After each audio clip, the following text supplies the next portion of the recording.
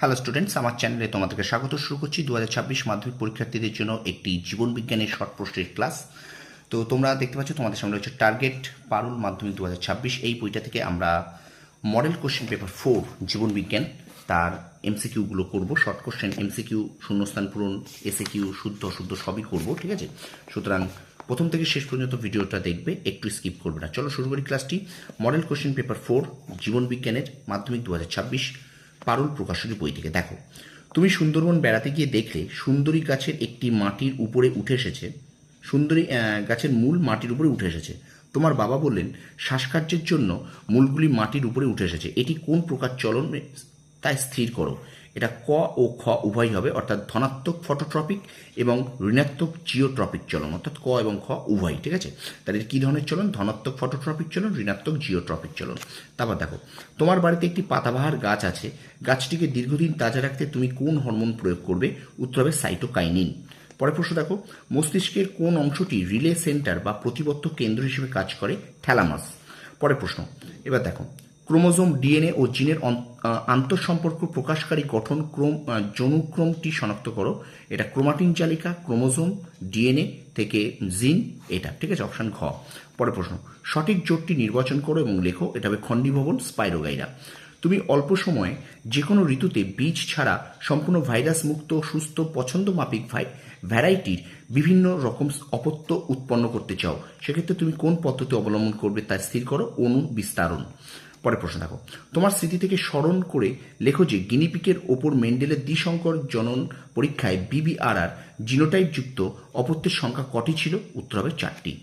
পরের প্রশ্ন দেখো, প্রদত্ত কোন দুটিকে মেন্ডেল প্রচ্ছন্ন বৈশিষ্ট্য হিসেবে নির্বাচন করেন? এটা হবে কাণ্ডের দৈর্ঘ্য খর্ব, পরিণত বীজের আকার কুঞ্চিত, ঠিক আছে? তারপর দেখো, যদি কন্যা সন্তান বর্ণাঢ্য হয় তবে নিচের কোন তথ্যটি সঠিক বলে তোমার মনে হয় তা নির্বাচন করো। হবে মা বাহক এবং বাবা বর্ণাঢ্য। কোন বিকল্পটি সমসংস্থ অঙ্গ নয় তা শনাক্ত করো।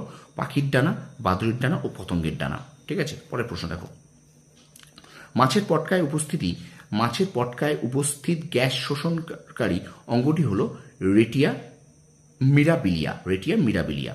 নিচের কোনটি ল্যামার্কের তত্ত্ব? উত্তর অর্জিত বৈশিষ্ট্যের বংশানুসরণ।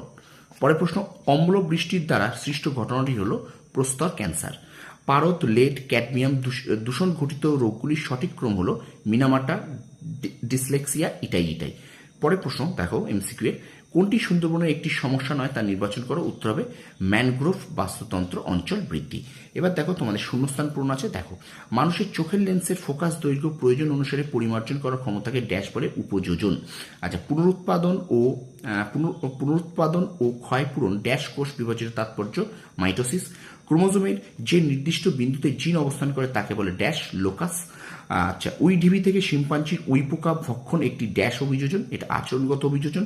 ড্যাশ হল ক্ষয়প্রাপ্ত বনভূমি পুনরুদ্ধার ও পতিত জমিকে বনসৃজন প্রকল্প, এটা হলো JFM। আচ্ছা, কুমির সংরক্ষণের মূলনীতি হলো ক্যাপটিভ ব্রিডিং বা গ্রো অ্যান্ড রিলিজ, ঠিক আছে? তো স্টুডেন্টস, ভিডিওটা যদি ভালো লেগে থাকে অবশ্যই লাইক করো, কমেন্ট করো, বন্ধুদের মাঝে বেশি করে শেয়ার করো। বারবার বলছি, আর আমার চ্যানেলে নতুন হলে অবশ্যই চ্যানেলটাকে সাবস্ক্রাইব করো। প্রত্যেকটা শর্ট প্রশ্ন কিন্তু ভীষণ ইম্পর্টেন্ট। আমি বারবার বলছি, শর্ট প্রশ্ন যে যত করে আসতে পারবে সে কিন্তু তত বেশি নাম্বার পাবে। প্রত্যেকটা সাবজেক্টের ক্ষেত্রে কিন্তু একই কথা প্রযোজ্য, ঠিক আছে? চলো আমরা ভিডিওটা কন্টিনিউ করি। দেখো, সত্য মিথ্যা। এবার পন্স মানবদেহের ভারসাম্য রক্ষা করতে সাহায্য করে। মিথ্যা। মায়োপিয়ার ক্ষেত্রে রেটিনার সম্বন্ধে একটি বিন্দুতে আলোকরশ্মি কেন্দ্রীভূত হয়। সত্য। জোর কলমে ব্যবহৃত উন্নত উদ্ভিদের শাখাকে সিয়ন বলে। সত্য। প্রচ্ছন্ন বৈশিষ্ট্য সর্বদা হেটেরোজাইগাস অবস্থায় প্রকাশিত হয়। মিথ্যা। মিলার ও উরের প্রাণের উদ্ভব সংক্রান্ত রাসায়নিক পরীক্ষা অ্যামোনিয়া, নাইট্রোজেন ও মিথেন ব্যবহৃত হয়। এটা মিথ্যা। প্যান হলো একটি গৌণ বায়ুদূষক, এটা সত্য। আচ্ছা, এবার দেখো, তোমাদের সামনে রয়েছে স্তম্ভ মেলাও। দেখো, অ্যাডাকশন, এটা হবে কিন্তু ল্যাটিসিমাস ডরসি। আচ্ছা, অ্যালোগ্যামি, এটা ইতর পরাগযোগ। পত্রজমুকুল, এটা হবে পাথরকুচি। ডিউটেরানোপিয়া, এটা হবে বর্ণাঢ্যতা। ভেনাস হৃৎপিণ্ড, এটা কিন্তু হবে মাছ। এবং আর্সেনিক হবে কিন্তু ব্ল্যাকফুট রোগ, ঠিক আছে? আচ্ছা, এবার দেখো, বি সদৃশ শব্দটি বেছে নেবে। এখানে কিন্তু অকিউলোমোটর স্নায়ু হবে, ঠিক আছে? তারপর দেখো, তুমি তোমার বন্ধুর বাড়ি থেকে একটি গোলাপের ডাল আনলে এবং তোমার বাগানে রোপণ করলে তুমি এক্ষেত্রে কি পদ্ধতি গ্রহণ করলে তা উল্লেখ করো। এটা হলো শাখা কলম পদ্ধতি।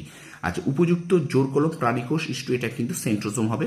আচ্ছা, বিবিআরআর ও বিবিআর এর মধ্যে বৈসাদৃশ্য, বিবিআরআর হোমোজাইগাস জীব এবং বিবিআরআর ছোট হাতে যেটা, এটা হলো হেটেরোজাইগাস জীব। আচ্ছা, জিনোটাইপ ও ফিনোটাইপ অনুপাতের মান কোন কোন ক্ষেত্রে 1:2:1 হয়, এটা হলো অসম্পূর্ণ প্রকটতা। আচ্ছা, এটা দেখো, ওয়াগেল নৃত্য প্রদর্শন করে বার্তা আদান প্রদান করে কোন প্রাণী? মৌমাছি। আচ্ছা, নিচের চারটি বিষয়ের তিনটি একটি বিষয়ের অন্তর্গত, সেই বিষয়টি খুঁজে বের করে লেখো। এটা হলো বায়ু দূষণ। আর শেষ প্রশ্ন দেখো, রেডোডেন্ড্রন নামক বিপন্ন উদ্ভিদ প্রজাতিটি কোন জৈব বৈচিত্র্যের হটস্পটের অন্তর্গত? পূর্ব হিমালয় হটস্পট। তো ভিডিওটা ভালো লাগলে লাইক করো, শেয়ার করো বন্ধুদের মাঝে বেশি করে। আর আমার চ্যানেল নতুন হলে অবশ্যই চ্যানেলটাকে সাবস্ক্রাইব করো, পাশে থাকা বেল আইকনে প্রেস করে রাখো। তোমরা সফল হও, তোমাদের সাফল্য কামনা করি। ধন্যবাদ।